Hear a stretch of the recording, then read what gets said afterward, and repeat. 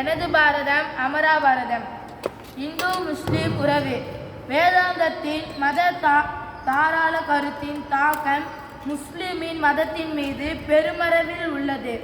India முஸ்லிம் மதம் பிற நாடுகளிலிருந்து வேறுபட்டது.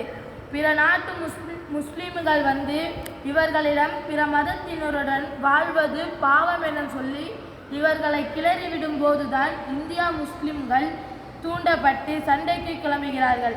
அதை வேதாந்த வாதம் அல்லது என்ன வாதம் என்று கூறினாலும் சரி, உண்மை இதுதான். மதம், சிந்தனை இவற்றின் அறுதி செல் அத்வைத்தமே. எல்லா மதங்களையும் நெறிகளையும் எந்த நிலையிலிருந்து மட்டுமே அன்புடன் நோக்க முடியும். அறிவொளி பெற்ற வருங்கால மனித சமுதாயத்தின் மதமாக இருக்க போவது அதுவே என்பது என் நம்பிக்கை. மற்ற இனத்திற்கெல்லாம் முன்னதாக அதை அடையாளம் பெற்றவர்கள் என்ற பெருமையை இந்துக்கள் வரலாம். ஹிப்ருக்களையும் அராபியர்களையும் விட இந்துக்கள் புராதனமான இனத்தினர். ஆனாலும் மனித இனம் அனைத்தையும் தனது ஆன்மாவாகவே நோக்கி அதற்கேற்ப வாழ்வதான செயல்முறை அத்வைத்தம் இந்துக்களிடமே ஒரு பொழுதும் வரவில்லை.